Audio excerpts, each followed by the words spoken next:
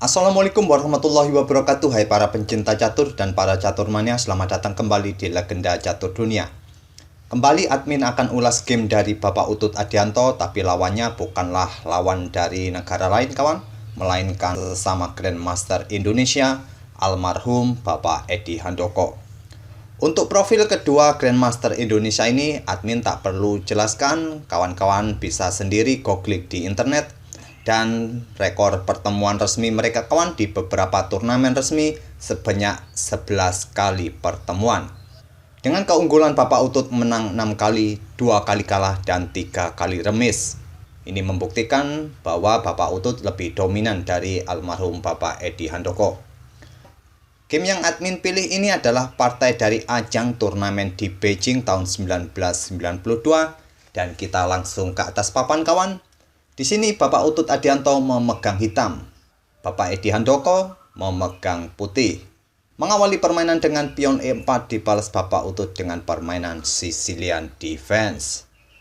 Dan Bapak Edi Handoko bermain dengan anti Sicilian, pion C3, yaitu variasi Alapin. Siapakah yang suka bermain dengan variasi ini kawan saat menghadapi Sicilian Defense? Variasi ini adalah variasi Alapin, salah satu dari anti-Sicilian. Variasi anti-Sicilian banyak sekali kawan seperti Wings Gambit, Smith Mora, Rosolimo Attack, Close Sicilian juga merupakan anti-Sicilian. Variasi ini sangat umum kawan di level bawah atau bahkan kelas Super Grandmaster pun memainkan variasi ini. Memainkan variasi Alapin ini kawan, putih ingin merebut kontrol petak pusat dengan pion pusatnya nanti. Pastinya nanti putih akan melanjutkan dengan pion D4 dan kelemahan pada tahap pembukaan ini bagi putih kawan, yaitu putih akan kehilangan pos kudanya di petak C3 yang biasanya kuda ini selalu menempati petak C3 ini. Dan putih bermain dengan variasi Alapin ini kawan, bila hitam tidak familiar dengan variasi ini, putih akan dominan dan peluang menangnya akan besar.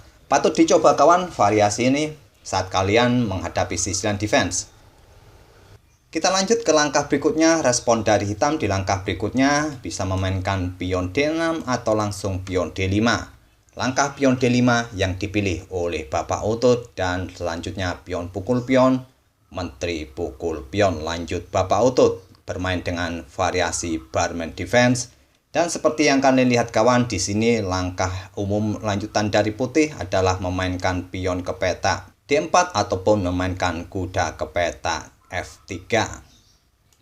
Bapak Edi melanjutkan dengan pion D4, juga kembali memberikan tantangan bagi pion hitam ini. Langkah pion pukul pion juga memungkinkan bagi hitam kawan, dan di sini ada plus minusnya bagi putih. Keuntungannya adalah putih mendapatkan penguasaan ruang atau kontrol di petak C5 serta petak E5 dengan pion pusatnya ini juga memberikan petaknya kembali bagi kuda di petak C3, tapi kelemahannya adalah putih akan mempunyai pion yang terpisah. Tentu pion-pion seperti ini akan menjadi target-target berikutnya dari hitam.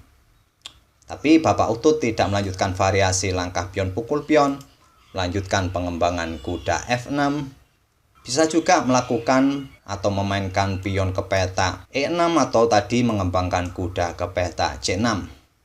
Tapi langkah kuda ke F6 ini terlebih dahulu dilakukan oleh Bapak Utut, direspon dengan langkah pengembangan kuda F3.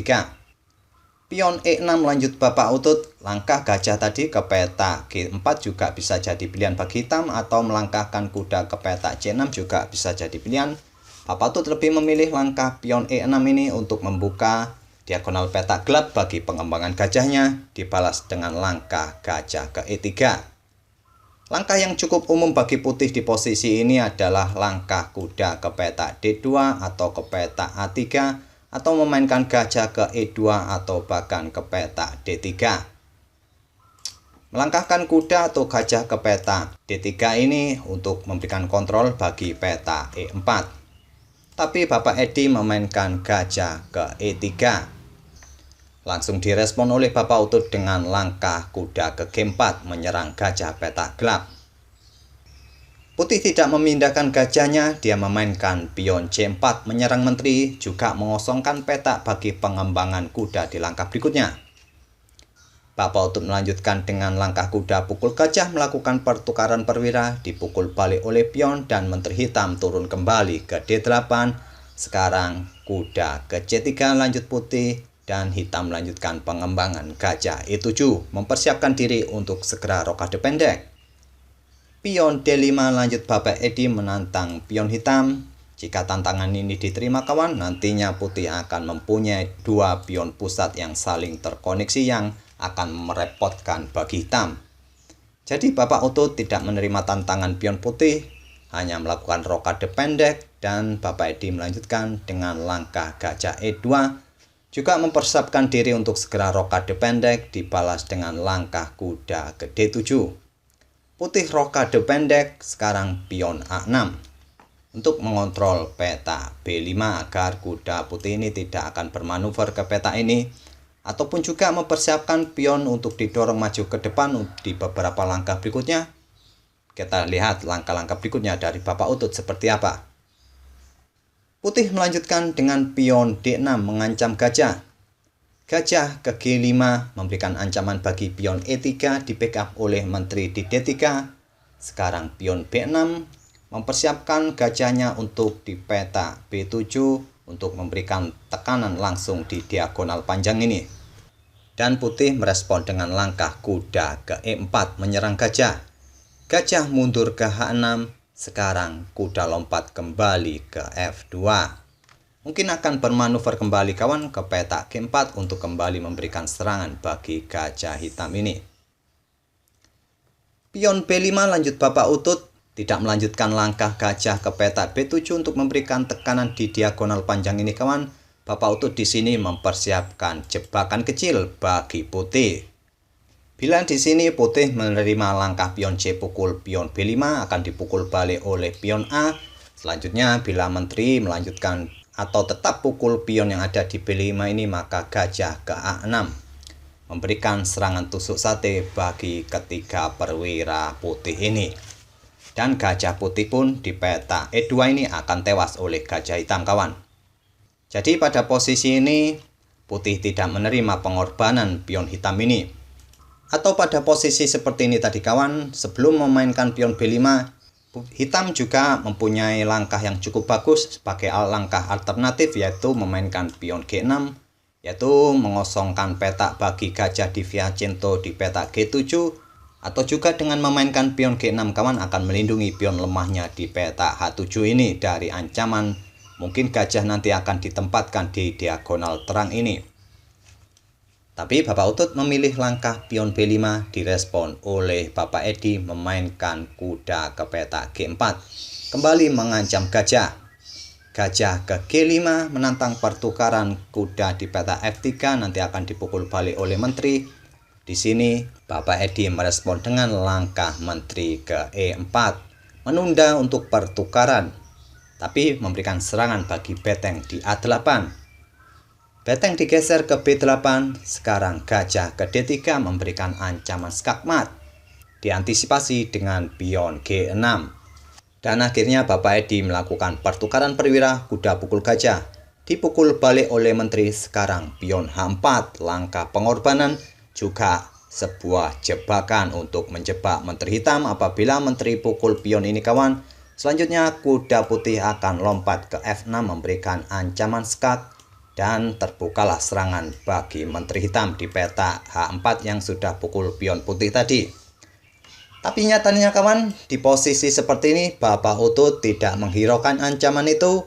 Dia menerima pengorbanan pion menteri pukul pion. Mungkin langkah yang normal bagi hitam adalah memainkan menterinya ke H5 menghindari serangan pion ini. Tapi Bapak Utut menerima langkah menteri pukul pion dan tentu saja kuda putih ke F6 skak. Sekaligus memberikan discover tag bagi menteri hitam. Bapak Utut pukul kuda dengan menteri, dipukul balik oleh beteng, dipukul balik oleh kuda hitam mengancam menteri. Di sini kompensasi yang didapat Bapak Utut dari menterinya adalah satu pion, satu perwira minor, dan satu perwira mayor. Kira-kira cukupkah kawan-kawan pengorbanan atau pertukaran menteri dengan 3 bidak putih tadi? Permainan berlanjut, putih menggeser menterinya ke H4 menghindari serangan kuda juga berbalik mengancam kuda. Kuda kembali ke D7. Pion B3 memperkuat bangunan pion di sayap menteri. Beteng hitam digeser ke E8. Beteng putih bergeser ke F1, sekarang pion F5. Dan di langkah berikutnya akan mendorong pion E5 dan pion E4 untuk membatasi ruang gerak gajah peta terang putih ini. Pion E4 balas Bapak Edi. Kuda lompat ke E5 menyerang gajah. Dilindungi oleh menteri di G3. Kuda pukul gajah. Dipukul balik oleh menteri, dan gajah ke D7 memblokade jalan bagi pion putih di lajur D ini. Menteri putih bergeser ke E3 menyerang pion C5, di backup oleh beteng di C8. Pion C pukul pion B5 dipukul menggunakan pion A. Jika dipukul menggunakan gajah kawan, maka hitam akan mempunyai pion-pion yang terpisah. Jadi hitam pukul menggunakan pion A sehingga pionnya masih bisa terkoneksi nanti. Beteng putih digeser ke C1 memberikan tekanan bagi pion C5. Beteng naik ke C6 mengancam pion D6 di backup oleh pion E5. Beteng ditumpuk di lajur C. Beteng putih naik ke C3. Sekarang pion C4. Pion B pukul pion C4 dipukul balik oleh beteng. Beteng pukul beteng. Dipukul balik oleh pion. Sekarang menteri putih ke A7. Di sini Bapak Utut menyerah di langkah ke-37. Apakah ancamannya kurang jelas kawan sehingga pada posisi ini hitam harus menyerah? Tentu satu menteri melawan satu beteng plus gajah sudah tidak ada harapan lagi bagi hitam untuk berharap remis apalagi menang. Di sini menteri mengancam gajah kawan. Bila gajah bergeser ke peta E8, maka pion tinggal didorong ke peta D7 untuk menggarpu beteng serta gajah tadi. Jika gajah bergeser ke C6, menteri putih akan ke A6 menyerang beteng. Jika gajah kembali ke D7, menteri ke B7 menyerang beteng juga gajah.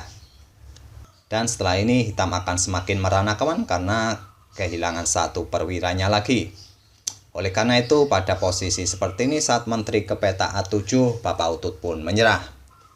Itulah kawan-kawan permainan dari Bapak Utut Adianto melawan kompatriotnya almarhum Bapak Edi Handoko.